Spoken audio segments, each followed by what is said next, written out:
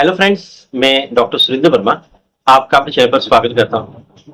दोस्तों, आजकल भारत में बरसात का मौसम शुरू है और इस बरसात के मौसम में बहुत सारी बीमारियां जन्म लेती हैं और इसमें से मुख्य तौर पे आती हैं लूज मोशन और वॉमिटिंग। यानी आपने देखा होगा कि कई लोगों का पेट बरसात के मौसम में ज्यादा खराब होता है, उनको ज्यादा लूज मोशन आने लग जाते हैं, उल्टियां शुरू हो जाती हैं, पेट में दर्द होता है।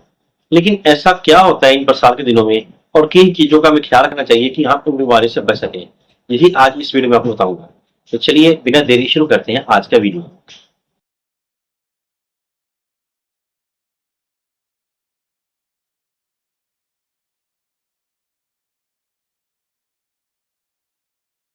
दोस्तों, बरसात के दिनों में बहुत सी बीमारियां जन्म लेती हैं, जैसे diarrhoea, loose motion, dysentery, malaria, dengue, ऐसी अनगिनत बीमारियां जिनको आप जानते हैं।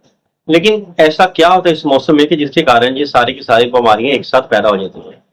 दोस्तों, उसका एक मेन ये कारण है कि इस दिनों में जो हमारा टेम्परेचर होता है वो ज्यादा हाई नहीं होता है और मौसम में ह्यूमिडिटी यानी नमी बहुत ज्यादा होती है। और यही ह्यूमिडिटी हमारे जो बैक्टीरिया हैं या वायरस हैं इनकी ग्रोथ करने में बहुत सहायक होते हैं। हम दूसरे आसान शब्द में कहें कि बरसात का मौसम बैक्टीरियल और वायरल ग्रोथ करने के लिए एक फेवरेट उनका सीजन होता है। इसलिए इन दिनों में बैक्टीरियल और वायरल ग्रोथ ज्यादा होती है, जिसके कारण बैक्टीरियल और वायरल डिजीज ज्यादा उनका खतरा रहता है। दोस्तों, बरसात के दिनों में हमारा जो पानी है वो दूषित हो जाता है। इसी कंटेमिनेटेड फूड एंड वाटर के कारण ही डायरिया और डिसेंट्री जन्म लेती हैं या वॉमिटिंग आती है। जैसे हम जानते हैं कि हमारी जितनी भी सब्जियां हैं या अन्न है वो सब खेतों में उगता है। जो हरी सब्जियां हैं खेतों में उगती हैं तो उसमें जो बरसात के दिनों में कई बार कंटेमिनेट वाटर उसमें मिक्स हो जाता है, जिसके कारण वो पोल्यूटेड हो जाती हैं। और अगर उन हरी सब्जियों को बिना धोए अच्छी प्रकार से नहीं धोते हैं और उसको पकाने लग जाते हैं तो उससे हमारे अंदर इन्फेक्शन होने का डर रहता है, खास तौर पर बैक्टीरियल इन्फेक्शन, क्योंकि बैक्टीरियल ग्रोथ बड़ी तेजी से होती है।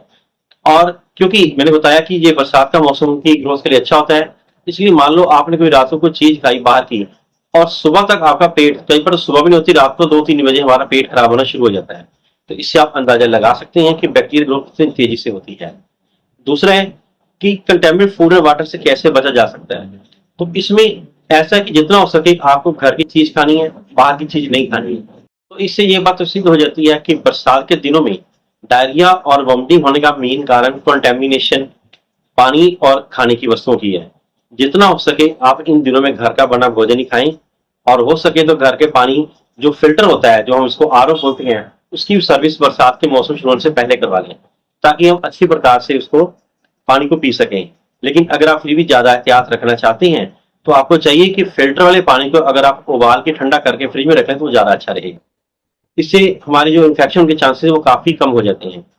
दूसरा, अगर हम कंटेमिनेट फूड और वाटर खा भी लेते हैं तो इसमें क्या होता है, हमारे पेट में एकदम से तेज दर्द शुरू होने लग जाता है, मिचली शुरू होती है, बेचैनी शुरू हो जाती है, घबराहट होती है और लास्ट में जाके हमें लूज मोशन शुरू हो जाते हैं, जो कि एकदम पानी की तरह होते हैं। और तब आप परेशान हो जाते हैं कि ऐसा क्या खाया मैंने जिसके कारण ऐसे हो रहा है। और सबसे बड़ा इसका साइड इफेक्ट ये है कि वाटरी स्टूल होने से हमारे शरीर के अंदर डिहाइड्रेशन शुरू हो जाती है, पानी की कमी शुरू हो जाती है और इसके साथ ही साथ हमारे शरीर के अंदर जो असेंशियल मिनरल्स होते हैं वो भी उसके साथ डेफिशिएंट हो जाते हैं, उनकी कमी शुरू हो जाती है। तो इन दिनों में आपको चाहिए कि अपनी डाइट का प्रॉपर ख्याल रखें। कोशिश करें कि हरी सब्जियां इन दिनों में ना खाएं, क्योंकि हरी सब्जियां खाने में अगर उनको अच्छी तरह से दो प्रकार के नहीं खाते तो कंटेमिनेशन कर सकती हैं। आपको चाहिए कि इन दिनों में दालें, जैसे कि लेग्यूम्स हैं, राजमा, छोले, ऐसी जो चीजें हैं इनको आप ज्यादा खाएं तो ज्यादा अच्छा रहेगा। इससे आपको कंटेमिनेशन का डर भी नहीं रहेगा और दूसरा, घर में पकाने से आपकी साफ सफाई भी रहेगी और किसी प्रकार की बीमारी का खतरा भी नहीं रहेगा। अब ये प्रश्न आता है कि इन बीमारियों से बचे कैसे। तो इसका सीधा आंसर है, मैंने जैसे आपको पहले बताया कि इन दिनों में कच्ची सब्जियां ना खाएं। कच्ची सब्जी जैसे हम सलाद खाते हैं वो उन दिनों में ना खाएं।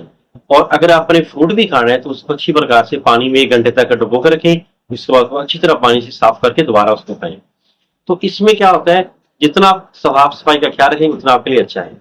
और इन दिनों में आप नींबू और पुदीने का ज्यादा उपयोग करें, क्योंकि नींबू और पुदीना खाने से हमारे जो इंटेस्टाइन है इसके अंदर जो बैक्टीरिया होते हैं, बेनिफिशियल बैक्टीरिया होते हैं, वो काफी ग्रोथ करते हैं और प्लस जो अगर बाई चांस कोई इन्फेक्शन वाला बैक्टीरिया अंदर चले भी गया तो उसको खत्म करने की शक्ति रखते हैं।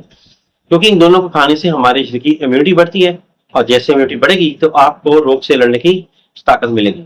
तो जितना हो सके नींबू पानी ज्यादा पिए और पुदीने का उपयोग करें, इससे आप काफी हद तक इसको कंट्रोल में कर सकते हैं।